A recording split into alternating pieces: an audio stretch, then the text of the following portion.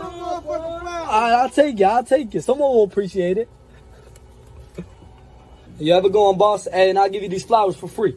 Hey, man, ain't no motherfucking bitch, man. Fuck wrong with you, man. What you mean, yo? Idiot, huh? Fuck wrong with you, man. You just destroyed the flowers. Or something? Fucking bitch. This shit, man. Yo, they're just flowers. Fuck out of here, man. Ain't no bitch. They're just flowers, bro. I promise you, they're just flowers. Man, you soft ass motherfucker. Bet you won't come from behind that glass. What you mean? I'm just saying they're flowers. There's nothing wrong with them. What the fuck wrong with you, man? Why are you getting so pressed over flowers? I paid for motherfucking flowers, man. I paid for my fucking Snickers, man. Fuck wrong with you? Alright. It's just a flower. Nah, bro. You don't want it? Nah. Okay. Change is a bag. You have a blessed day, my brother. And you can have these flowers. Because I'm feeling generous today. Some flowers? Yeah. What the fuck I need some flowers for? What you need some flowers for? Yeah. I'm just feeling good today. I'm giving my customers flowers. You think I'm a bitch or something, bro? I don't need no fucking flowers, bro. What you mean, bro? I don't need no fucking flowers, bro. I'm good, bro. Why you so mad about just some flowers? Bro, I'm going home to my female, bro. I don't need no fucking flowers, bro. Oh, so you think... Get some bullshit ass flowers, bro. Alright. My bad, bro. My bad, bro. Yeah, we good. But you look like you're having a bad day. Yeah, you can have these. Wow. I don't know what's going on with that, folks. I mean, geez. Yeah, what that has to do with, what do you think? What does that have to do with the House of the Dragon? What was I thinking with that? Yeah, that's what I'm starting to ask. Well, hey, you know what? Obviously, that's the convenience store. That's the convenience store outside of the town. Yeah, they have those in the House of the Dragons universe from whatever the fuck it is. I can't even remember what date it is. They call it the 812. Yes. Yeah. That's right. I appreciate that, Renee. Thank you. Hey, folks, what's going on? MCU's Bleeding Edge, Sunday edition. Late, but live. Again, with like all my equipment for the most part working, unless all of a sudden the shit just drops all of a sudden. You never know, right? But either way, folks, we are actually doing a male-female 50-50 two-person crew here. So like, I mean, I'm moderating or whatever, but basically this is an equal deal, right? Because I'm an equality kind of guy with women and men. So here I am with Loki's mom, Renee, from the Podcast of Champions, sakara.freeforms.net, a frequent and regular and valuable contributor and guest on the MCU'S Bleeding Edge YouTube channel and podcast. And Renee, are you feeling very equal right now as we're on the screen, like split in half and everything? Do you feel 50-50 with me? Oh yeah. Well, I mean, I have just like a little circle and a lot of empty space, but that's fine because my presence actually fills in all that empty space. That's true. So actually, it's more than equal. It's more like I'm 70 and you're 30. There you go. You know, and honestly, I'm not sure. For some reason, women still keep telling me I look young. And I'm like, hey, I'm almost 40 years old. What are you talking about? Like, I've got gray hair and everything. Well, it's the lensing. Is it glasses? If you take that screen filter off, you would look like the King Rhaenys or whatever his name is. Oh, really? Oh, Viserys, you mean? Oh, Viserys, man. yeah, King Viserys. Oh, man, Viserys is falling apart. He is, absolutely. You know? He just keeps less and less of him each episode. I don't even know what the hell's wrong with him. I mean, you know what I'm saying? I mean, I'm not even sure. He had leprosy. I don't know what it's supposed to be. That's right. He's rotting away. Yes. Well, you know what? I mean, for a leper, he doesn't look that bad. I mean, when you really think about it. Compared to like Ben-Hur, the lepers in Ben-Hur were fucked up. Oh yeah, they were awful. Perfect. Yeah, you're right. They were awful. They gotta look like that chick. The lepers. You ever seen crap? What is the name of that movie? Steve McQueen and Dustin Hoffman. They're down in the prison down in Devil's Island. Anyway, they escape Devil's Island and they wind up in a leper colony. And I mean, it was like they went from the frying pan to the fire, as it were. But yeah, they're pretty. But yeah, I don't know how lepers actually look. I guess they don't look that bad now. It's still a disease, though. I know they still. If you're blind like Charlie Cox Daredevil, you don't even care. Yeah, no, that's right. It wouldn't matter. Yeah, except when oh, wait a minute, you're missing a hand. There's some toes missing down here. Oh man, I'm telling you, folks. I'm sorry. But anyways, Anyways, we are here to do a episode. We're doing a double header, but I'm gonna be like Cyberneticshark, my host, and try to keep this shit concise. All right, it's gonna be tight. Yeah, You know, I'm not gonna. short, sweet. Just That's like right. That's right. Even though I'm gonna make this double header shorter than our episode 8 She-Hulk live stream review. I'm going to. That's my goal. You know, since I was late anyway, and I want to respect you know, Ray's time. She's very busy. You know, studying her Tom Hiddleston posters and whatnot, you know, microscopically with a you know, with the what do you call it, a magnifying glass. yeah, or whatever. magnifying glass. Yep. Oh, you know what I found out that's really cool today, Renee? I didn't even know that I could do this on my gaming laptop. If I pull up a video, I can 360 it. I can literally take the video and I can go anywhere I want and 360 the whole video and go anywhere with it. Wow. Okay. Yeah, literally. And expand the entire video. It shows everything. Like you see parts of my room that I didn't even know were in the video and shit. Everything is unbelievable. Parts of the chicks. Me. Wow. I'm telling you. Okay. Some of the videos, though. Some of the videos. Okay. Yeah. Some of the videos I'm with people. I'm with like furry type people. You know, and other ones. So. Okay. You know, that's Guys my with fetish. Beards. Yeah. No, furries. I'm trying to get down with the furries now. You know, I'm trying to understand them. Yeah, bears, guys, hairy guys. Yeah, that's okay. I actually, I'm not even gonna get into it. I know what it's gonna connect into She-Hulk. I had a gay guy, complimenting me on like an adult dating site the other day and whatnot and everything, and he said I had a nice dick. Oh wow, okay. And I was like, okay, well, no, he said something else, but like I'm not gonna say it. Okay, What he well, said. please don't. Yeah. And I was like, well, you know what, man? That's cool and everything. I appreciate it. But like at the end of the day, like what you're proposing would not be going down because like, you know, Speaking of dragons. Yeah, the concept of straight is real. So either way, as far as dragons go, you know, unfortunately I cannot, you know, the one I want to talk about with Rhaegar does not come until later. So unfortunately I can't go ahead and talk about that. But so what the hell, man? A goddamn birth to start off episode 6. I'm like, what the hell's going on right now? What were you thinking, Renee? I was like, are you kidding me? What the hell's going on with this shit? I'm like, this is insane. Yeah, it starts off, you don't really know what it's doing. It's just some moaning or something. You think, well, maybe she's having sex with her guy or whoever again. But then it's like and then, oh my gosh, she's grunting the baby out. And then she's got 2 more also already, and one that's like 10 years old, and one. Oh, and she popped that baby out like a champ. Yeah, I tell you, she didn't have a problem. She got up and walked, carried that baby upstairs. That's right. No drugs or nothing. You know, no. What do you call it? What is that shot called? Man, Jesus, it's been a long time. Epidural. There you go. It's been a long time since my kids were born. That's how old I am. Yeah. But yeah, no epidural for her. No, hell no. She was up walking and chilling and like whatnot, hanging out. You know, like what up? Nah, honestly, folks, it was crazy. The time jump was insane. 10 years, a decade.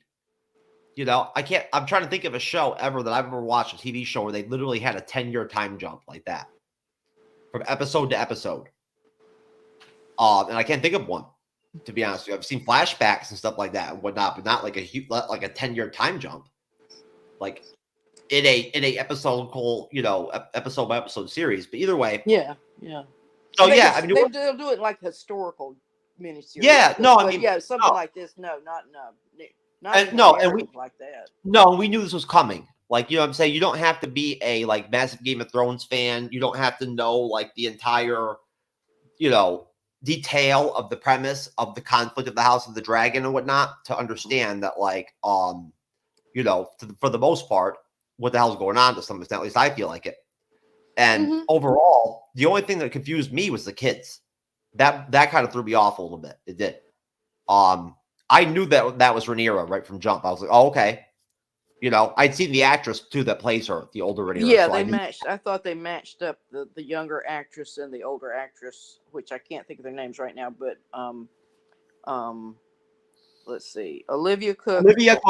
Yeah, no, and Emily Carey. Okay, she plays the adult Alicent, and Emily Carey played the teenager, and then Emma Darcy plays the adult Rhaenyra and Millie Alcock played the teenager.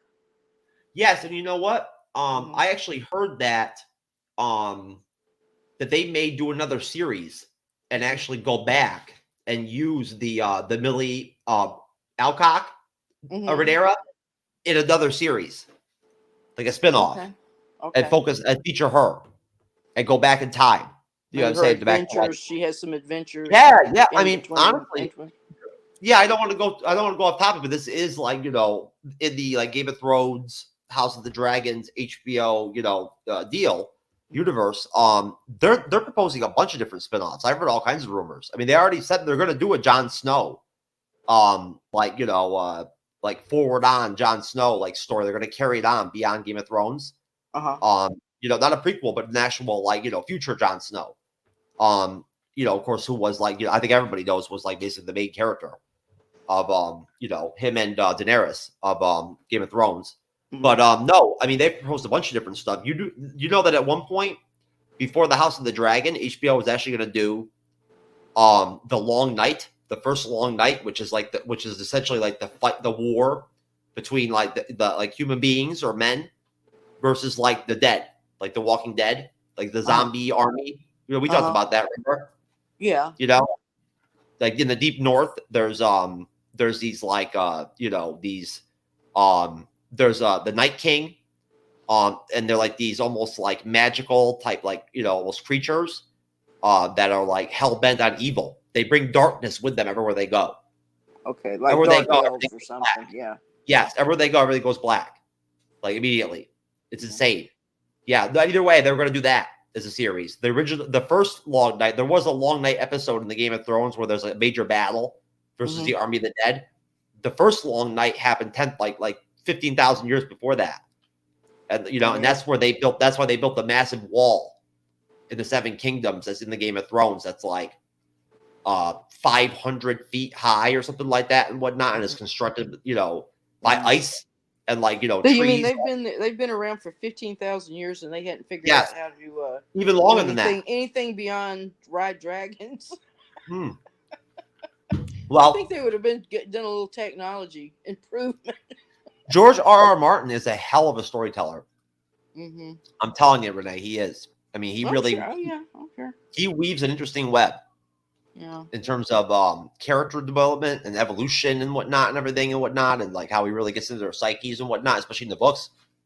But either way, so no, Rhaenyra, I was very confused. I really was by the whole thing. Like the birth, it didn't startle me, but it really was kind of shocking to me just because it was kind of brutal. Like right in your face. And then for like her rushing and like everything and whatnot and being told that the queen wants the baby or whatever, that threw me off. I was like, what the fuck? What does that mean? Like, that's her baby. Like, I didn't know that I didn't know if the queen was going to kill it. I forgot the story, like, sort of, you know what I mean? Like, you know how that was, you're right, because you don't know what the motive is for the queen. We haven't. No. We've missed 10 years, so we don't know where they're at in the story. No, I was bewildered by it. Yeah, but then I really had no clue. When she comes back, she has her little audience with the queen or whatever, and her dad and her daughter-in-law, who's about half gone. He's half dead himself, and then she comes back, and then we see that it's she's got 2 other kids, and obviously they are not her husband's children. No, they're not. I think that's pretty obvious. And then we're introduced right off the bat to her paramour. I guess that's that replaced Sir Cole. Yes, Corliss's son. Who is, of course, how do you pronounce his name? How do you pronounce his name? I forget. Is it Leonis? Who you're referring to? How do you pronounce it? Oh, it's Lenore Valerian. Yes, Lenore. Yeah, who I actually like, honestly. Yeah, he was a pretty decent guy. I mean, he was stuck by her, and he always he kept up the front, and He didn't object to whatever she did, and she didn't object to whatever he did. And the father of the children, he's Sir Harold Westerling. Oh, I thought it was Kristen Cole. He was the first. No, he was the. They broke off right after their. Oh, So apparently she. Yeah, that's what I was thinking. Well, maybe the oldest kid was his or is his. I don't know, but obviously, the point being, she's been having babies with other men, and everybody's keeping up a front that these are really her king consort's children, which they are not. well, thank you for pointing that out to me. See, I did not even realize that. I honestly didn't. I thought that Kristen Cole had just maybe fathered all the children. No, that was Sir Harold. Sir Harold that did that. Oh, okay. He's okay, Sir Kristen. He's gone over to the Queen. He's with Allison. Yeah, he's with Allison now. Yes, he is. He was gonna commit suicide. Gut himself, and then she stops him right at the last minute. Yes, and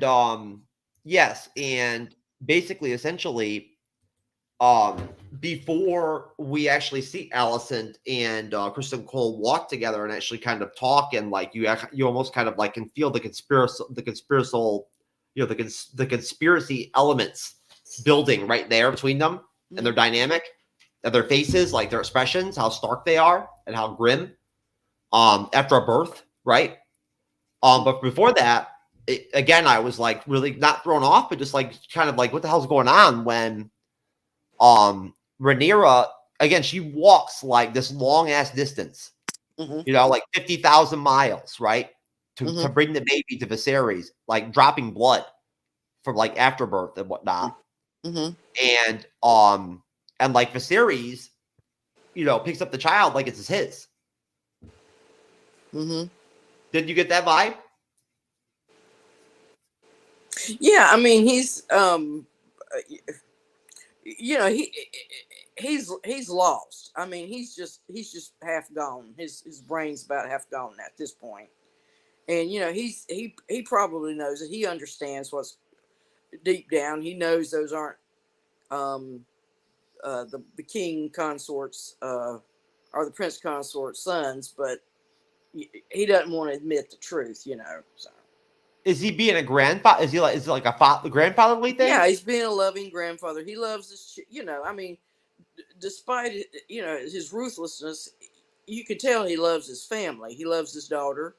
In his own way, he loves Allison. He loves his children. He loves his two sons. He loves his. I guess he has a daughter too. She's kind of like a little weird, off the wall. We don't see too much of her, but. Yeah, it's just that dynamic, and then comes the shocker that we find out about Damien, that he's gotten married and he's got a family and his wife's pregnant, and that's another big shocker. It is, and essentially, before we get to that, I really thought it was interesting, and I want to highlight that walk between Allison and Allison's reaction to the birth. Like at first she kind of, I guess, almost was like acting, like being excited, and then afterwards, as soon as she walks away from the whole thing, as Viserys is like enthralled, you see like essentially this dynamic with Kristen Cole and Allison that I think is really powerful, and will probably really tie in down the road, right? In terms of like their relationship, their shared hatred or whatever, or disgust that they have. Right. They both have come to. Oh yes. Rhaenyra. I don't know if it's hate or disgust or the disgust, hatred, revenge, just all kinds of, whatever. Well, with Allison, all the usual. With Allison, I feel like her motivations for disliking Rhaenyra are not coming from a place of like wanting the throne at that point. it's more like, how can you disrespect House Targaryen like this? Mhm. You know, and like have these Right, bastard right. children and shit. You know what I'm saying? Mm-hmm. You know, like, you know, have sex with Kristen Cole, ruin his freaking like night ship or whatever and whatnot. You know, to the point where he's going to commit suicide. Mm-hmm. You know, and of course he's like, I mean, he's essentially like depressed. Like he's like a broken man. Mm-hmm. I mean, I can't even imagine where he's at after 10 years. You know, Rhaenyra like spurned him when he like was like, you know, let's take off and just disappear. You know, I guess I'd have to imagine that'd be pretty impactful. Mm-hmm. You know, being spurned like that. But so the queen, Alicent, of course, is the queen. You know, essentially, you know, looks a lot different, of course, she does. And I like the actress that plays her too, I do. But the dynamic between you know, Lenore and Rhaenyra, I found really appealing. And we'll talk about that in episode 7 too, Renee. But Mm-hmm. what did you think of that dynamic? What did you think of their rapport?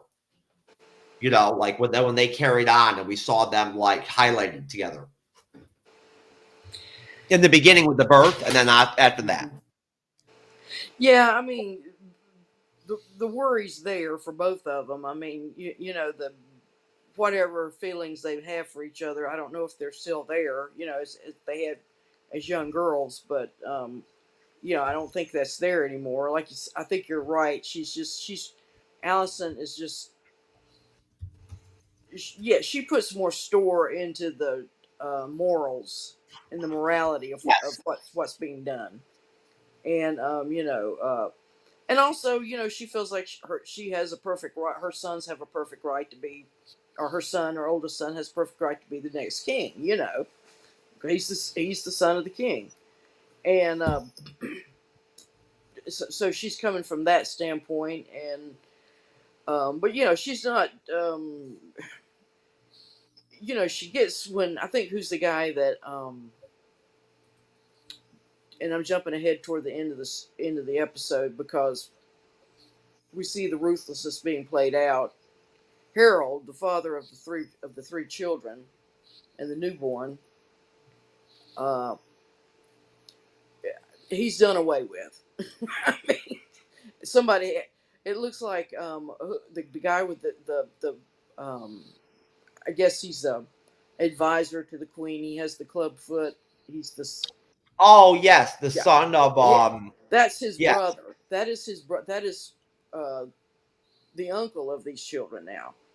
He's the brother, and the father of Sir Harold Westerling is the hand who replaced Lord Hightower.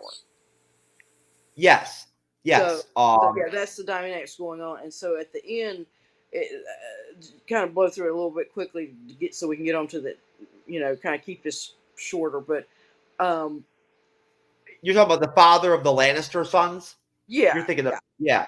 yeah, The whole thing is finally it's just gotten. It keeps going on, and then Allison starts badgering the king about it, about the you know obviously look at these kids. Look, these are not these are not what's his name? Like, gosh, I wish I could remember their own names. They're all Y's and R's uh, and S's and things like that. Uh, Lenore, Lenore. Lenore. I will just call him Lenore. Yeah, Prince Lenore's. These are not his kids, you know, and yada yada. And of course, even his dad's sort of denying it. Also, I mean, he's wanting it because he wants Yes, these to be his grandkids, and he's willing yes, to go along with it. He said, "Well, you know, what difference does it make? You know, they'll have the name, and you know, and the name will continue at least." Um, and then we find out they ban the hand, the guy's Sir Harold's dad, and he sends his son back to the castle, the home castle, and then that's when he dies in a really bad fire. so, so that yes, eliminates that problem, you know, right there. yes, And yes. And we do and we and late and as we you know, as we go on here, And as always, folks, and I just want to go ahead and shout out everybody out there, of course, on all the different platforms that we live on and whatnot. We're not on Rumble tonight, unfortunately, just because I was having problems with Rumble, sadly, after the hurricane and whatnot and stuff. I have some issues with some of my stuff, but at least I'm recording. But either way, shout out to everybody that ends up watching. We get the majority of our views, like our legit, tangible views on YouTube from people watching the videos after they come out. Like that is like literally where like 75-80% of our audience like comes from, is like the recurring, video watching afterwards and whatnot and everything. We appreciate all of you out there that do watch and listen and whatnot. Our watch times are really great on YouTube, and I'm always really humbled by that. They're very high. If anytime you can pull down a 27-minute average on these kind of shows, you're doing pretty well. With the attention span people have these days. But no, you're right, Renee, when you span this out, especially with the fact that we're talking about 2 episodes here, right? Which I have no problem kind of connecting and almost like rubbing off of in a way. Mm-hmm. I don't mind that at all. I don't think there's anything wrong with it. I mean, this whole series is so connected, not in like a Marvel way, right? In like a interweavedness, right? Interwovenness, right? With all these different side relationships and everything, and side characters. Secondary characters, that have purposes. Some don't, I guess, almost. Some are more valuable than others. But there also is a scene after the birth where you see Otto Hightower talk to Allison. And he's kind of almost gone into like villainous mode at this point in the series, like sinister mode. Right? I mean, no, like, of course we understand his motivations. Well, yeah, things have the birth of this third baby, I think, has brought things to a head. I mean, people have just they've had it. Their tempers are. I guess that's maybe why she wanted to see the baby right off the bat, to see if it had white hair and not dark hair. So that because we wondered why did she want to see it. We didn't really know. We kind of thought she had maybe more sinister reasons, but that's probably why she wanted to see it. See, I feel like he's playing her, Otto. I feel like he's playing Allison at times. Like he's playing he was back in power. He sees that the current hand is he's in a bad spot, and he should have been advising the king better up till now, and he hasn't, and things have gotten out of hand. So he sees his way of getting back in. So you're talking about Lionel Strong, of course, Lord of Harrenhal, yes. Yeah. Master of Laws, King Viserys Targaryen, when he replaces Otto Hightower. The Master of Laws. Yes. No. What do you think of Otto Hightower? Like his influence.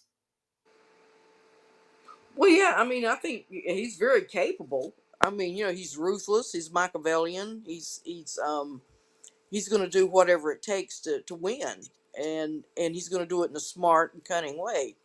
He's not going to go, rushing in the way Prince Daemon would. Yeah, I mean, he's going to start pulling some strings. He sees the king's fallen. It's going to. Of course, I think we thought he died 10 years ago, but he's lingered on for 10 years. Bless his heart. And, well, you know what? Honestly, Renee, the fact that Hightower's alive is just another indication of how weak Viserys is. Right, exactly. If this was one of the older Targaryen rulers, he'd be dead. Right, but he gave it, but because that's his wife's father, that's his soft spot gave into it. Yes, but no, the other Targaryen rulers after Viserys were like no joke. I mean, they would kill. They were ruthless. Compared to Viserys. Viserys is very, very like almost soft in a way. He doesn't like conflict, and he's coming into a place where, as ruler, he's following up a Targaryen king that ruled a very, very long stretch of peace and prosperity.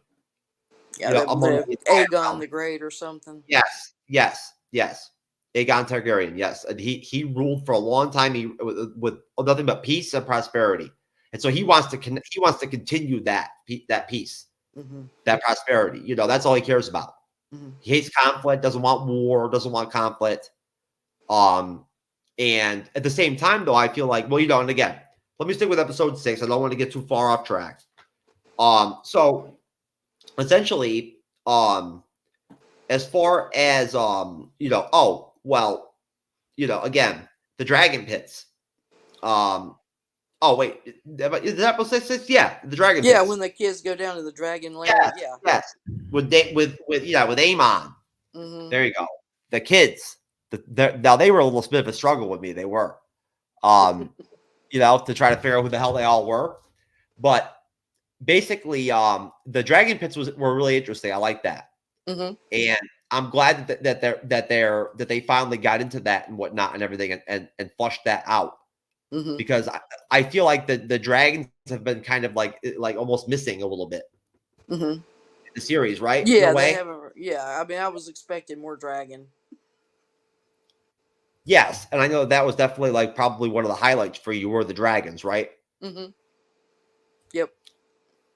Yes, and so basically we're introduced in the dragons. I think mostly, not all the children, not all 8 of them, but we do see I think the Targaryens and the other ones, the Corlys's family. What are they called? The geez. Why am I struggling with this? These names, man, I'm telling you. Oh, okay, there we go. I'm telling you, folks. What the hell is it? What is Corlys's last name?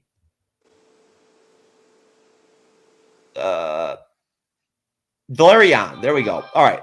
Jacaerys, Lucerys, and of course the baby. I think we see the baby. Do we see the baby in episode 7 or 6? Renee, Joffrey. Which baby? Joffrey, the third Valerian baby. But yeah, we see that. Yeah, that's the baby that comes out in episode 6. Okay. There you go. Now we see Aegon, Aemon, and we don't see Helena in the pits, but we see Aegon and Aemon Targaryen. Aegon, of course, is Viserys' eldest son. The first one the king had with Alicent. And essentially, the sister, of course, is Helena Targaryen. Yeah, and basically, we have Jacaerys, Lucerys, and Joffrey Valerian. They're all in the pits. And I'm trying to remember. Do you remember what the name was of that like young dragon in the pits? No, I don't remember. What was it? Either way, there was actual trainer who I believe probably almost came from like the old Valyrian area and whatnot, probably, if anything. I imagine a dragon trainer is probably really in demand, honestly, with the whole fall of Valyria. But basically, we get the dragon pit scene. We get the whole dynamic with the inner relationships between the kids, which is that's a whole other layer, Renee, is their relationships, their dynamics, their tension that's there, right? Between the kids. Where they're aware of the realities, right, of what's going on. Yeah, they're vicious kids. Those kids were raised to be vicious. I mean, yes. There was a couple episodes back where they rigging in this young kid to vie for Princess Rhaenyra's hand, and he gets in a fight with another kid, and then he winds up killing the kid. It's like they're then you brutal people. Oh yeah, and then you see. I think it was you see who was it? Aemon jerking off out that window. Oh God, no, that was Aegon. Aegon, yes, Aegon, that was the oldest kid. Yeah, masturbating outside the window or whatever, whatnot. Oh God, and then Rhaenyra talks to him. Yeah, and you realize that he's been playing the whole time. Yeah, he's just he's just an idiot. He's evil. He is. Yeah, he is. He's sinister. Yeah. They play a prank on Amon, telling him that they got him a dragon, but presenting him with a pig. Yeah, I remember that now. The pig strapped with fox wings. And the queen is not having it. You know, confronts Viserys about the larger issue of who fathered Rhaenyra's children. And that was powerful. I have raised this matter before, and you have forbade me to speak of it, so I held my tongue, she tells Viserys. To have one child like that is a mistake. To have 3 is an insult to the throne, to you, to the House Solarian, and the match you battled so hard to make for her. And Viserys says the consequences of an allegation like the one you toy at would be dire. Do not speak of this again. That was intense. That surprised me. That like that Viserys talking to Alicent like that. I mean, we've never seen him threaten her like that. Yeah, I don't think so. No, and that surprised me. You know, that he was that, like, he set her straight like that. You know, but then again, I mean, that's the thing about this series, right? It's not stereotypical. These dynamics are not your typical relationships. You see what I'm saying, Renee? Like, you know, Viserys is a very complicated character. So is Alicent in a way. And, no, so basically. Yeah, she's definitely matured. She was. Oh, yes. Yeah, she was a little feckless when she was younger, but then, you know, she started learning fast. Oh, yes. Yes, most definitely. And, you know, the Rhaenyra and Aegon conversation I thought was really interesting. Like her parenting almost. Like her talking to him and being like, you know, you got to stop playing these games, you know? You know, and she's aware of who he is. And like what he's about. She knows. We did see a dragon flying with Daemon and that chick. Who the hell is she? Lenora. Yes. And that was a great shot with them both on the dragons together. That was a really cool scene. I like that. You know, they were almost, I guess, like practicing in a way, or just having like a free fly.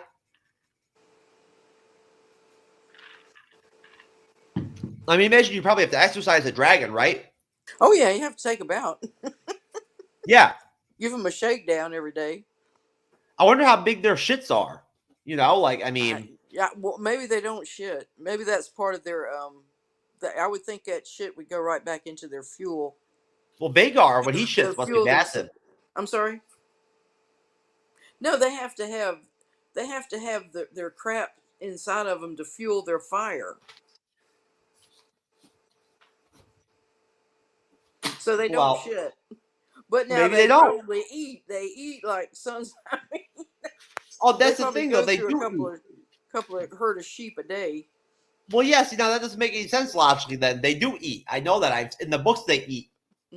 Like, you know what I'm saying? Like I'm just guessing that they don't take a crap. I'm just guessing. No, they do. They do. They just don't show us. You know, this isn't like the Deadwood series where the Wild West on HBO and there was like everywhere. You know what I mean? Yeah, like, you know, all the horses are like rolling through them and everything and whatnot. But no, so the title of episode 6 was The Princess and the Queen, and you know, I think that's very interesting because we do see Alicent and Rhaenyra interact, and again, I think this is probably, you tell me, Renee, where that 10-year time jump is really intense because it's like, wow, you know, so much time has passed. It makes you think, like, what is going on in this dynamic in all this time? Yeah, I guess it jumped. It went ahead and got to the point. I mean, it was like there was really kind of a long build up to. I guess it's what 3 or 4 more episodes to go, and it's still, but there was like a long build up to that big time jump, and then and like I say, as jarring as it is, I think it probably did cut out a lot of the, apparently Damien and Lenore, they met. Remember they were dancing there at the end of the horrible wedding scene where Kristen's beating uh, Leon's Yeah. Prince Leon's lover up, pounding his face in, and they're dancing away. And apparently they fell in love and got married, and had 3 kids, or had 2 anyway. Um, yeah, because I thought that was probably as equally jarring because we didn't know what was going to happen with Damien. I mean, he kind of like, well, now what's up with him? He was like just biding his time, or what? What's he going to do? And so it looks like that's what he's been doing. He was apparently he and his wife, his lady wife, and their dragons have been defending Lord Pinto's plantation or whatever, and so that's where they've been living all this time. And probably looks like they've been relaxing, and he looks like he's been not doing too bad, too shabby. Renee, your audio is really garbled. Do you want to drop off or we can come back on? Okay, yeah. How about now? Yeah, I'll play I'll play a trailer. Okay, all right. I'll jump back on.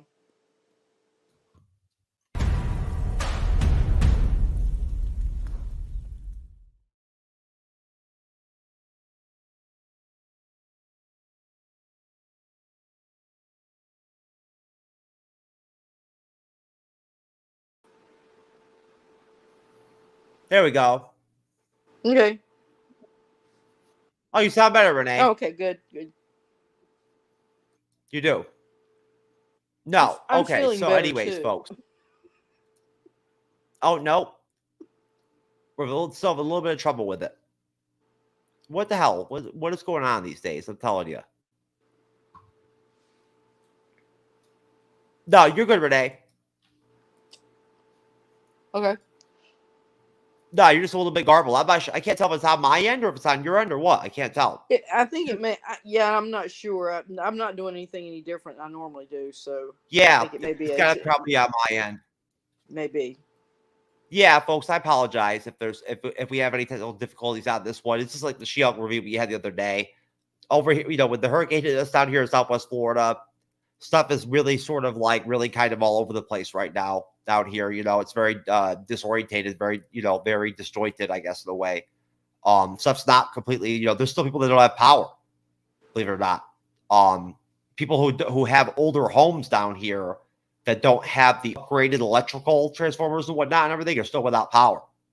Mm-hmm. And that's rough because we're talking about like a week plus now of that, and that is not fun. And God bless all of them right now. That's rough. Yeah. God bless my family. But yeah, my sister and my parents have been out, like, giving them water and gasoline and everything and whatnot. The houses around in our neighborhood that still have generators and everything. Mm-hmm.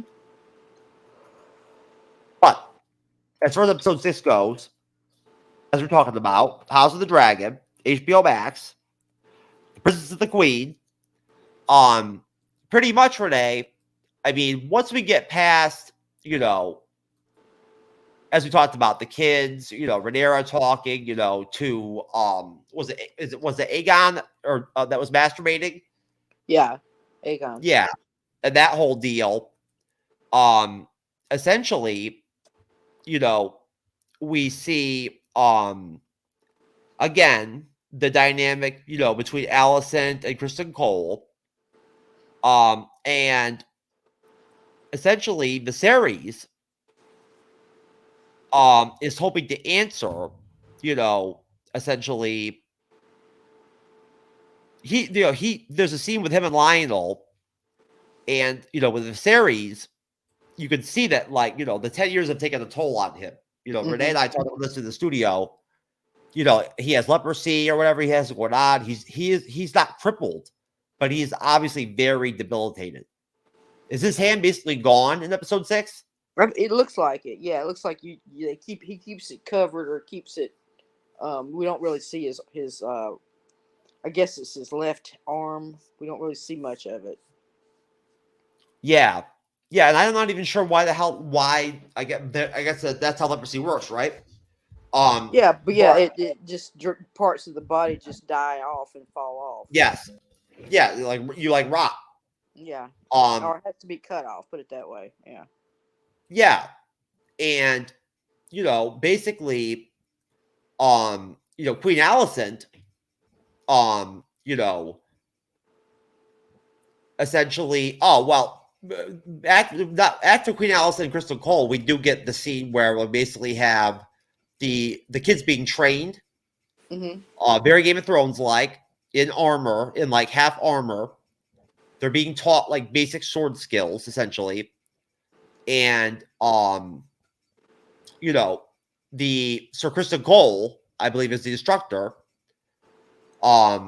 Jacaerys goes one-on-one with Aegon, and Sir Kristen kind of coaches Aegon. Harwin shouts advice to Prince Jacaerys, and Harwin ends up stepping in when Jacaerys is down, and Cole shouts for Aegon to strike him with a big old blow. Viserys watches and is like proud and and then concerned, of course, by like what happens. Your interest in a princeling's training is quite unusual, Commander. Most men would only have that emotion for a cousin or a brother or a son. That was very powerful, I thought, Renee. Oh yeah.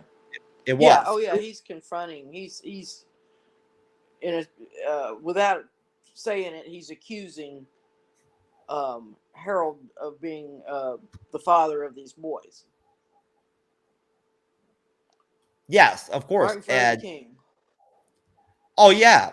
And essentially, Harwin tackles Cole to the ground, beats him bloody, gets pulled off, and Rhaenyra, finds out about the incident, meets with Harwin, eavesdrops on the king and the hand, and essentially, your intimacy with the Princess Rhaenyra is an offense that could mean exile and death for you, for her, for the children. Lord Strong berates his son.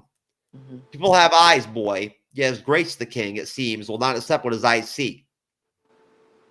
Which I think is interesting. And that flushes out in episode 7, of course, Renee. The fact that essentially almost everybody, right, knows that those aren't pure blood Targaryens. Right, yeah, everybody knows. Everybody in the kingdom knows. But nobody's saying anything. Everybody's, whistling in the dark, as it were. No, and again, Viserys. It's not that Viserys is stupid. I don't think it's just that he just wants peace. He wants his dream, right? Yeah. Let's just all keep going like we are and pretend and whatever. And he has that dream of that. He keeps building that model in his bedroom. Oh yeah. Yeah, that's his interest, is that he keeps dreaming about that, and he's just lost in his own fantasy. And there you go. And you know what, Renee? That just brings back the poignancy of that scene with Alicent in front of the fire when he was drunk. Right? And he revealed how that dream affected him, and how he's like prayed for it to come back. Ever since. Yeah. I feel like, looking back, Renee, you tell me, I feel like that episode was the most powerful episode of what we've seen so far. In terms of from a perspective of Viserys' personal conflict, right? The weight, right, on him. Right. Yeah. A man with his deep feelings, his compassion and empathy is saddled with having to rule, this where you have to do what you have to do. The nastier the better sometimes. It seems like that. Yes. That's how they look at it. That's their culture or their society. But yeah, and one thing I'll tell you right now, Renee, is that it's very different than Game of Thrones. Is that in Game of Thrones, they actually get into the litigation, the logistics of ruling. They show that, right? They show the meetings, the inner circle, everything and whatnot. That's a big part of the series. Mm-hmm. In House of the Dragon, you don't really see Viserys rule very much. I mean, he's always ruling, right? But you get what I'm saying? Right. He had always he didn't like how back in the first part, if you remember, there was trouble in the kingdom, and this was when Damien was still in charge of some things, and he goes out and just starts butchering people. Yep. The whole thing. Bring 10 men forward and kill them, and if that don't stop them, bring 10. That type of idea. Yeah, using the gold cloaks or whatever and whatnot, like Yeah. almost like the city police or whatever, almost. Yeah, and then that was that was the king. He didn't like that. He wanted to be the benevolent king, the beloved king. Like his ancestor. Who was this great. Pax, whatever it is, Pax House of Dragon, whatever the name of their, or Westeros, whatever the name of their kingdom is. Westeros. Yeah. And like I say, he's a fool. He's just a fool about it. Maybe in the beginning he could have done it, but he let his heart, and he wound up, had he never married Allison and never had any more children, then that would have solved the problem right there. Well, they're very lucky. The Viserys is very lucky that like there aren't any major conflicts going on or whatever, because I don't know how well he'd do. Right. Yeah. I mean, it seems like the people in there's not a lot of uprising or anything going on among the people that they've talked about. So yeah, he must be doing a pretty good he's job not. And he's certainly no military leader either. Mm-hmm. But he's giving the people. Let's put it. He's giving the people what they want. If they want theater out in the street, he gives them that. That type of stuff. Or if they want, games or jousting tournaments, they do that. Yes, and you know what? I think that you tell me, Renee. If you try to parallel or mirror, right, like a She-Hulk Disney Plus series versus like this, right? Mm-hmm. What would you say? What words would you use to describe the differences in terms of, other than the fact that obviously this is an adult, themed dramatic series, right? Which is of course right up my alley. Right. Well, they ground they do ground their narrative in basically what probably did things that did go on back in the Middle Ages and that period. They didn't have the they didn't have the dragons and they didn't have the magic and all that. It was that even though they believed in that stuff, they really didn't have it. And of course, the smart people knew that. Even way back then, so they were the ones who took over and ran things. I think that would probably be just the grounding in that it is grounded in some sort of logical reality of how things operated, how politics go, and these family dynamics and kingdoms and vying for power, and it's sort of like, well, I think it's been already said, this was based somewhat on the War of the Roses in English history, which was the House of Lancaster and the House of York, which each house thought that they should be the king of England. They should have the throne, and so they fought these wars, and they would trade out the one would be it for a while, and then a York son would be there, and then finally they had one of the Henrys. I think it was Henry's father, or maybe his grandfather, but they finally get everything consolidated and get it, and it becomes the Tudor. Then it becomes the House of Tudor. So that goes forward to King Henry VIII, and then of course Queen Elizabeth, who was probably the greatest monarch of English history. I don't think anyone would argue with that. At least of the latter period. So yeah, it's grounded in history. When you get over into Marvel, you're looking at crazy wild things that they'll just sometimes just snatch out of the air. Aliens from for who knew it, for 10,000 years we had this giant alien living inside the earth that's getting ready to pop out. It's scenarios like that, which totally ridiculous, but we buy it for what it is. It's a comic book type story, so we get that. So yeah, that would probably be the thing that we'd say that House of the Dragon is not a comic book. It's definitely novelized type uh, narrative. So anyway, No, but it if is. that answers your question. It does. It does. No, I wasn't trying to trip you up Yeah, or give you like I wasn't trying to give you an unanswerable quandary or something like that, right? There's nothing I can't answer. I know that. But I mean, I do find it interesting. To like, you know how I feel. I like comparing different things. I enjoy it. Oh yeah, no problem. Oh yeah. You know, and I'll tell you, you know, I don't know about you, Renee, but I want to put it out there, folks, that when I first introduced Renee to this concept of watching the House of the Dragon, what was your response, Renee?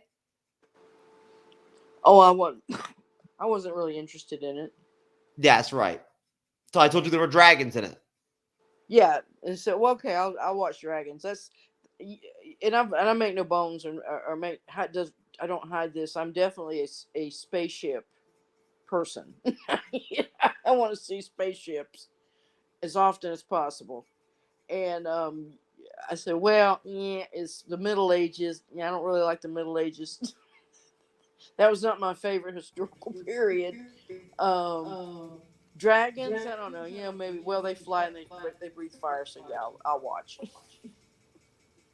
Close enough. Well, close enough to a spaceship. Oh no, most definitely. And I'll tell you, honestly, I think that well, you know, again, let me stick on course. Episode 6, the step zones, again, are an issue.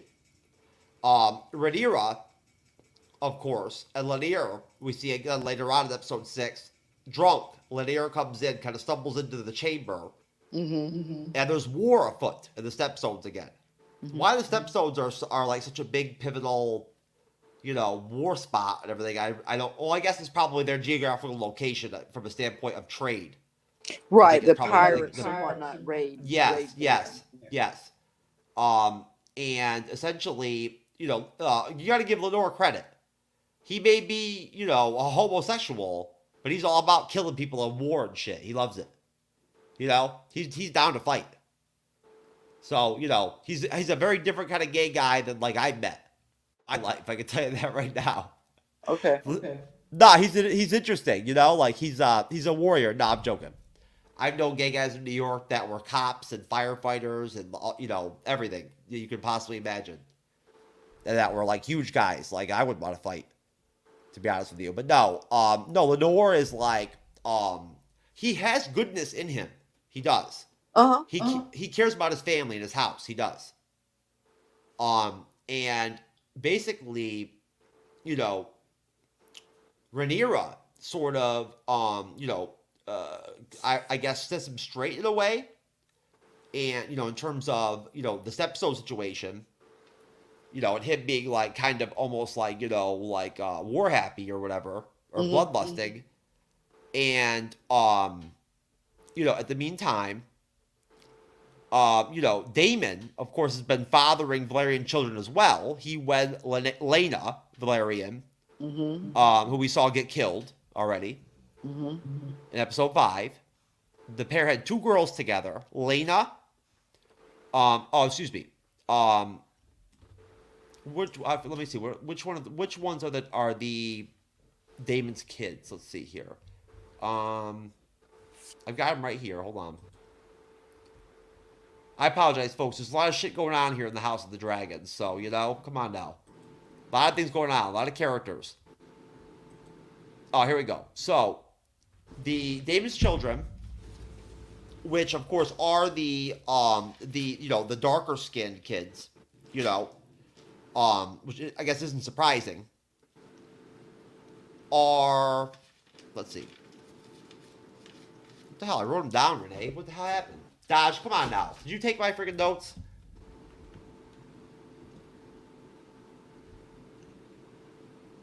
Okay. All right. Well, you know what? I cannot. Unfortunately, I don't have the 2 kids' names, but I'll find them.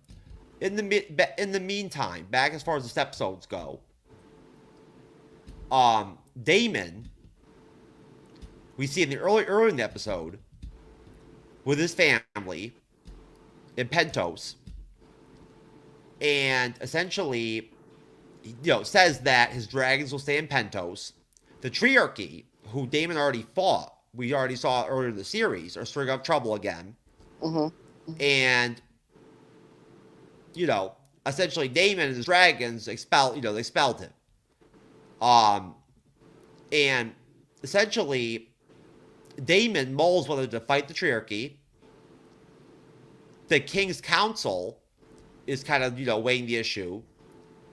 And you could tell that, like, the council has become almost, like, split in a way. Not split, but, like, there's a lot of division there. And you tell me, Renee, what did you think of the fact that we had this 10-year gap, this 10-year jump to where we have these adult versions of Alicent and Rhaenyra now? Talking to each other and, like, their relationship and whatnot at this point, right? What did you think? What did you think of that dynamic and the fact that they are as powerful as they are?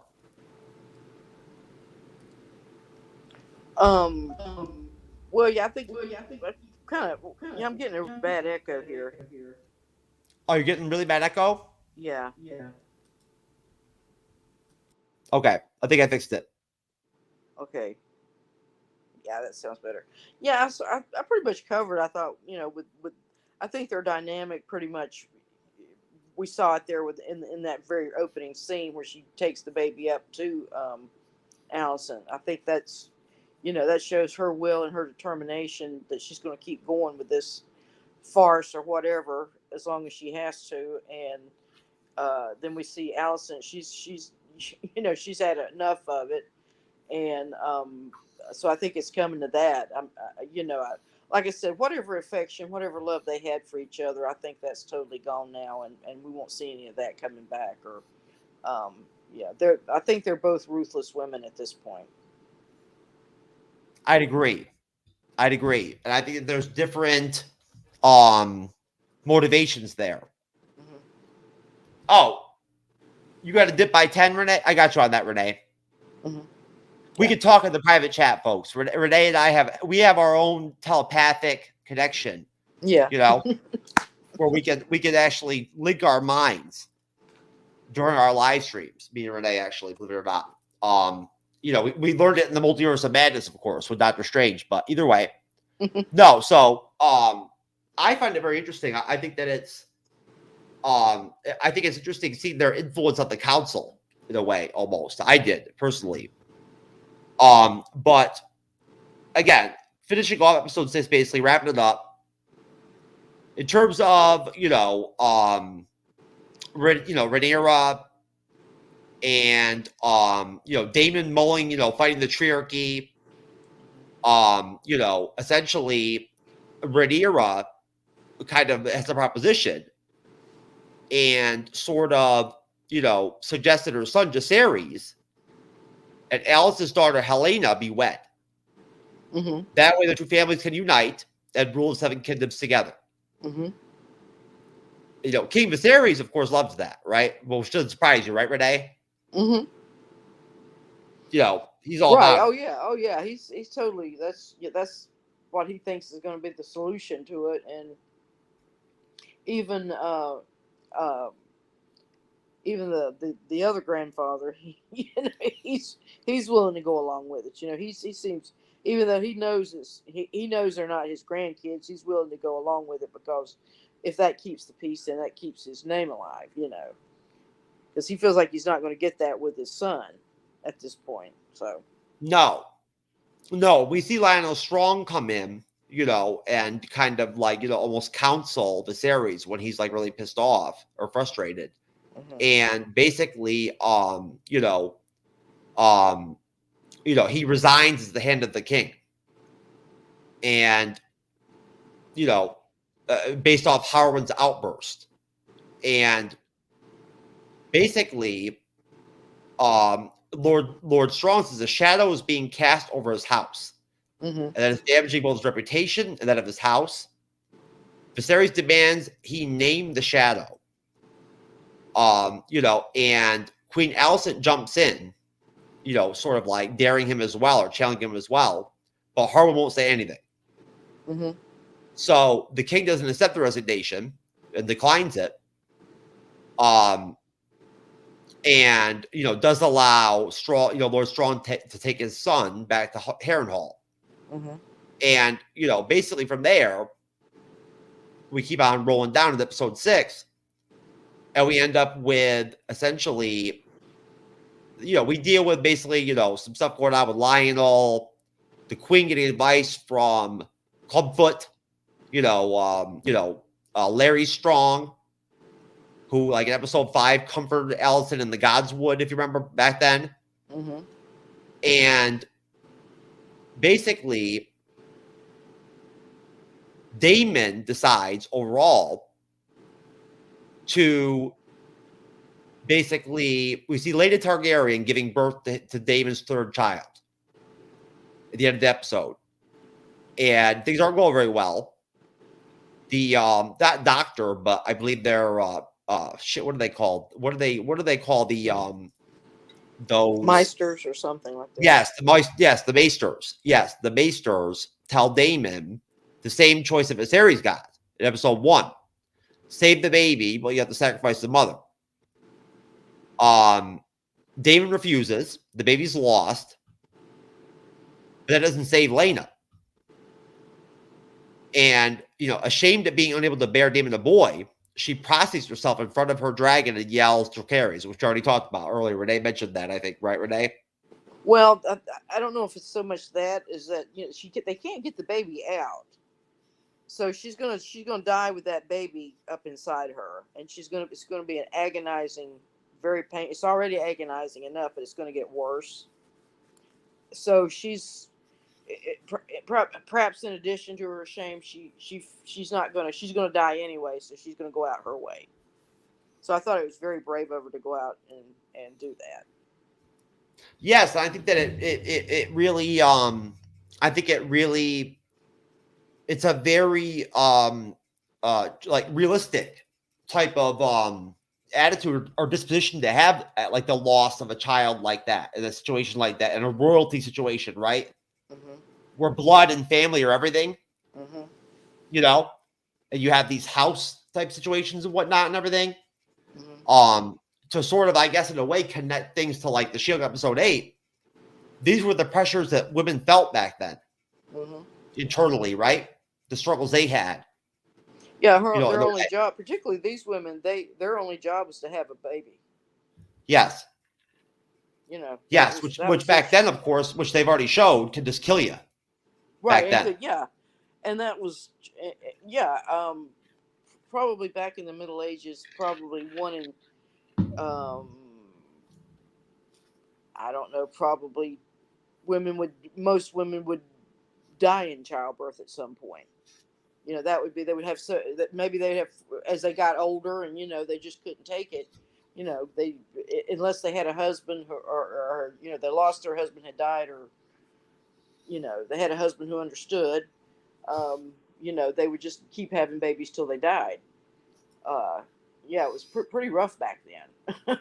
Yeah. And the babies didn't live. Most of the babies didn't live. I mean, they died. They died in infancy. They died, throughout their young part of their childhood. If they made it into adulthood, you were lucky. Oh, yeah. No, you're right. You're right. The children did die. And that's another thing that actually, again, tying things into the Game of Thrones. Mm-hmm. In the Dark Ages of this, like the kingdom, mm-hmm. when the first long night happened, right, with the dead, the living dead or whatever, and the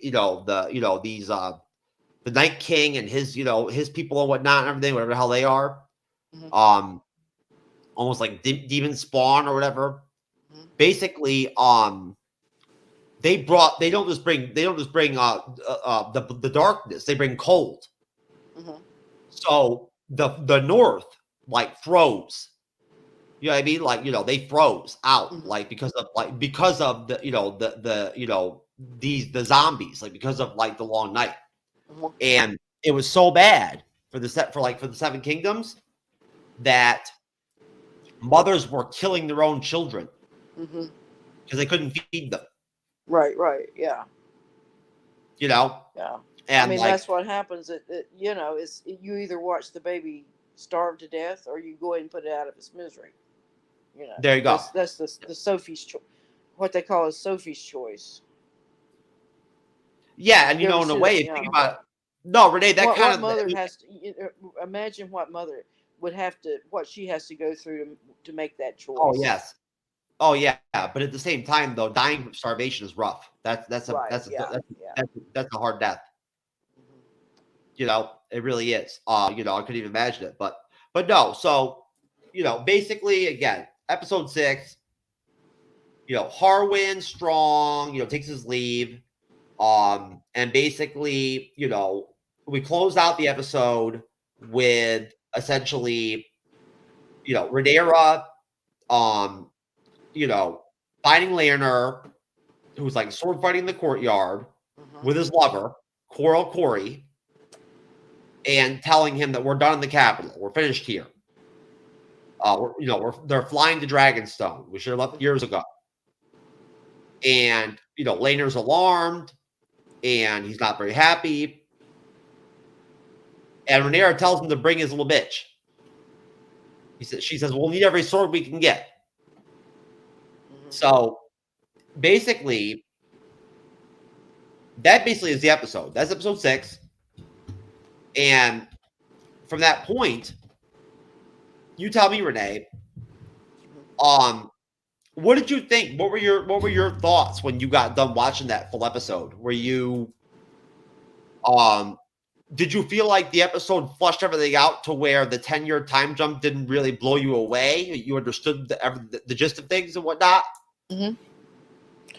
Yeah, I didn't have any problem following. I think they did a really good job of letting the viewer know where we were all at in the story.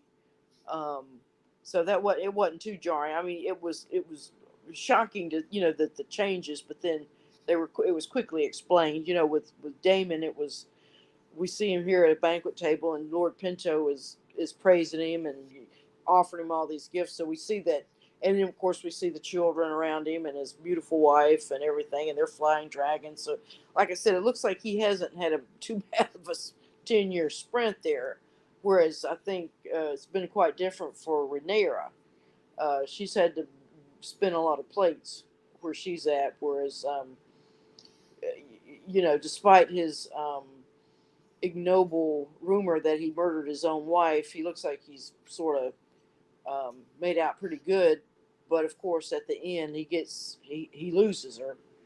So whatever, if he did love her or whatever affection, he may have had for her, now he's having to deal with that. So not much of a just desserts, but a little bit. No, I would agree with you. And honestly, Renee, I think, I don't know how you feel about it, but you've got to dip at 10 anyway. Why don't we go ahead and call it at episode 5? Well, we don't have to do the full double header. We're already at 1 hour and 16 minutes. Mm-hmm. Why don't we go ahead and call it? And Okay. yeah, and hey, you know what? Have an earlier night, I guess. You have to work tonight? Yeah, I'm going to go in. For a little place I work at, I'm going to go in at 11. So. Well, there you go. That'll give you a little bit more time to, get high, and chill, right? With your time and post. There you go. A little bit. But no, folks. No, episode 6 was very interesting. I mean, I'll tell you right now. It's a lot of. There's a lot of questions. You wonder. They're putting so much of this conflict out so quickly. Mm-hmm. Where do they go with this? Is there going to be a season 2? Are they going to flush the whole thing out? I don't think it's possible. From my understanding of the whole actual conflict and how things end up being resolved, like how things play out in the this entire House of the Dragon saga, there's not enough room left. There's not enough episodes left to finish this off. There isn't. There's a lot left. There's a lot of fighting and war and battles and we have what Renee. I think that what are there 10 episodes of this show? I think there's. It looks like there's 3 more episodes left. So there are 10. Yes, there's 10 episodes. Yeah, there'll be one on tonight. Well, it's probably already started now, and then there's. Yeah, it is. That. Yes, you're right. And so yeah, I mean, there's no way. There's way too much conspiracy and whatnot and everything. They haven't gone far enough into the entire conflict for there to actually not be a season 2. But at the same time, though, like Renee, honestly, like I said, I think that HBO honestly may be going in a direction where they almost want to not do like an MCU deal. They don't want to have like an interconnected deal. Mm-hmm. They want to do like spin-offs off Game of Thrones on like a massive scale almost. And sort of almost, well, if it's working for them, if it's working for them, why not? They're, that's people like the series and they're tuning in, and that gets people to subscribe. You know how they get people, and I'm the same way. I'll look at a Showtime or something for a while, and then I've seen everything on it, so then I'll just jump the subscription for put it on hold, and then something will come along, and I think I'll go back and look at that. So that's how they get people back on, I guess, or with these big tentpole series. Oh yeah, and that's where I'm at with Paramount Plus. There's nothing on Paramount Plus that I want to watch right now, so I'm like, I'm on a pause. But no, you probably, if anything, I think that we'll probably end up doing episode 7. Probably next Sunday. We'll just stay behind, or we'll see, Renee. We'll talk about it. Go ahead. No, go ahead. No, that's fine. That's fine. I was gonna say, we'll see what happens. Maybe we'll do a special, sort of whatever, throw it in there, kind of review or whatever. Mm-hmm. But honestly, these episodes take a lot to talk about. There's a lot that goes on. There's a lot of details. There's a lot of characters that we talked already about, Renee. I mean, there's so many names, it's hard to keep track of them. Yeah, I need to at some point write all those names down. I've got them written down. Just have them on a legal pad in front of me. Yeah, I mean, I've got ghosts or something. Like they took my shit. I don't know what happened. They're trying to fuck me up, I guess. I don't even know. The ghost of the hurricane.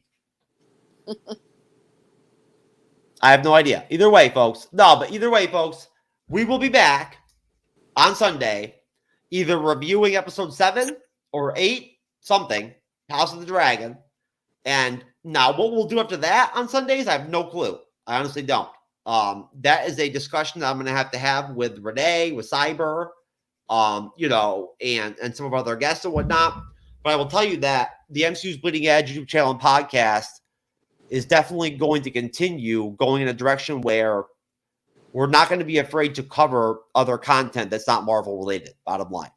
Whether it's DCU or DCEU or, more comic book stuff, which, Cyber and I actually talked about today. Because of course we're going to keep on doing Marvel without question. But we want to cover stuff like the House of the Dragon. I do anyway. I like this stuff. I do. I know you do. I mean, you like it too, Renee, right? You like this kind of serious, like fare. Oh yeah. It's a nice change. Mm-hmm. But either way, folks, listen. God bless everybody down here in Southwest Florida that's been affected by the hurricane. God bless those of you that don't have power still, that obviously can't watch us anyway. So, hey, you're not in the audience. So, obviously, I'm not talking to you. Bless you anyway. You're here in spirit. There you go. But it's not fun to not have air conditioning down here, folks. I can tell you that right now. It's still pretty hot down here, even in October. But Renee, thank you very much for being here. I appreciate it. Mm-hmm. Also, what's going on in the Podcast of Champions? What is the podcast? I guess the Podcast of Champions they're already doing the Star Wars. What's it called? Andor. They're already doing Andor, right? Yes, they're doing it, but I'm not participating on that particular podcast. So I'm doing She-Hulk with them also over there. Well, the Mandalorian's coming out probably soon too, right? Yeah, I guess. Yeah, I'm not sure. I haven't really looked. I haven't either. That's actually something good to look up real quick. Oh, but either way, we do have, of course, Renee. You're going to come on the finale of She-Hulk, right? That's next week, right? Yes, on Friday. Or this Friday. This Friday coming up. This Friday, yeah. Absolutely. Yeah, I'll be there. May 26th, 2022. Okay, that's Mandalorian. Yes. Okay. That's a guess, though. May already happened. So, yeah, that's not real. Anyways, no. So you'll see us, folks, on Friday night. We'll have the She-Hulk finale. No Daredevil, unfortunately. So I guess the Titanium's gonna be back. Probably, we'll have to see. Maybe we should actually be able to fight this time. I don't know, or maybe there'll be some more scumbag guys, or who knows. We'll be doing Lord of the Rings, the Rings of Power, Wednesday evening at 9:35 p.m. Eastern. Shout out to Cyberneticshark, my co-host, and shout out to all of our great guests. Shout out to Jasmine, who did a great job on the episode 8 She-Hulk finale, the episode 8 review. Jasmine did a great job. Thank you to Jasmine, and thank you to Bob for all the the help he gave us and whatnot on the House of the Dragon for his involvement with She-Hulk. Shout out to Bob, LVP. Thank you, Bob. And look for Renee, for Cyber, myself, Jeff S, for the MCU'S Bleeding Edge. We'll see you next time. Take care, and try to make sure that you're nice to everybody. Okay. Bye, folks.